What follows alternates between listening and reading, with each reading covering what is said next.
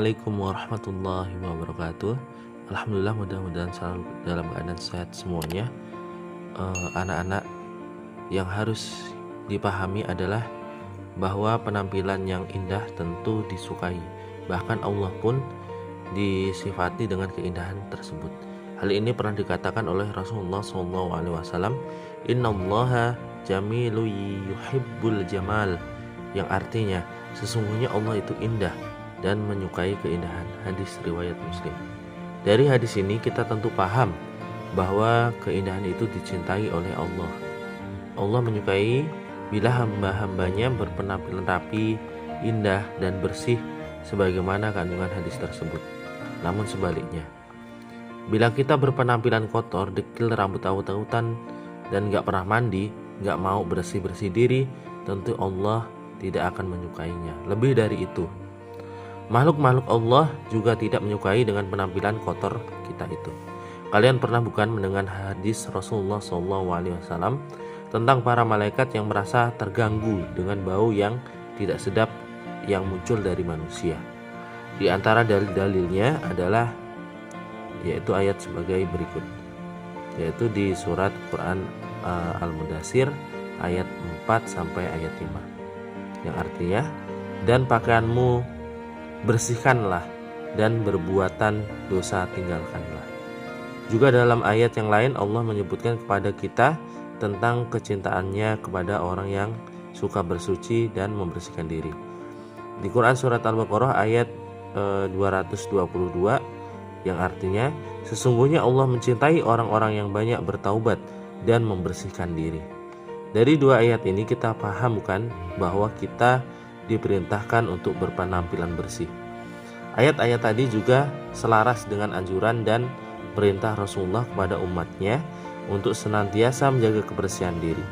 Bahkan Rasulullah SAW mengaitkan keimanan seseorang dengan kebersihannya. Nah, di sini di hadis riwayat Muslim, Rasul berkata, kebersihan adalah sebagian dari imam, yang artinya bahwa seorang bisa dinilai keimanannya dengan sikap dia dalam menjaga kebersihan dirinya. Tentu saja kebersihan di sini bukan bersih jasmani saja, tetapi juga bersih dalam rohani. Sebab banyak juga orang yang secara zahir ya tampil rapi dan bersih, tapi batinnya menyimpan kekafiran. Yang jelas, orang-orang yang bangga punya rambut yang bagus pastinya jarang rambutnya terkena air wudhu, apalagi mandi keramas. Itu apalagi juga jarang bersisir ya. Padahal itu seorang muslim dituntut untuk sholat,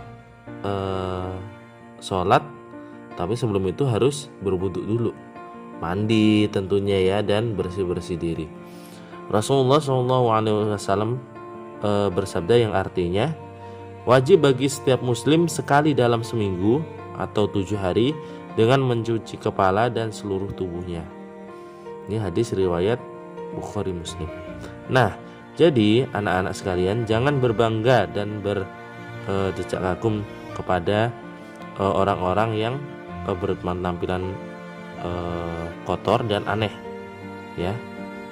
Allah lebih suka kepada hambanya yang berpenampilan bersih dan suka membersihkan dirinya.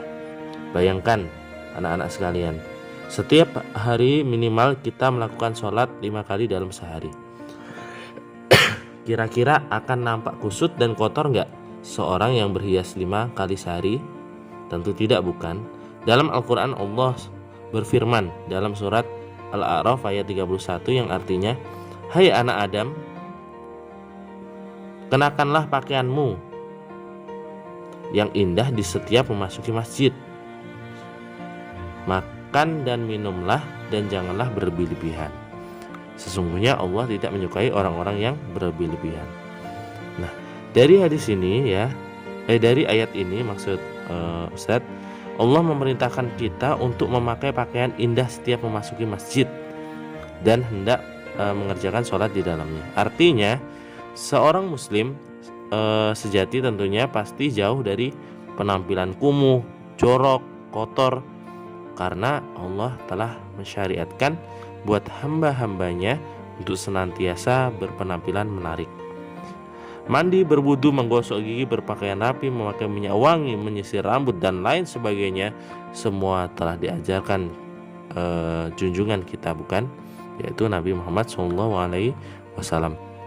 Tentu saja kerapian dan kebersihan tidak mengharuskan kita untuk bermewah-mewahan, namun sederhana asalkan bersih, tanpa meniatkan kesombongan dan bangga diri. Karena Allah suka kebersihan itu tanpa bermewah-mewahan dari penampilan kita. Ya, mudah-mudahan ini bermanfaat. Ustaz akhiri, wabillahi taufiq wal hidayah. Assalamualaikum warahmatullahi wabarakatuh.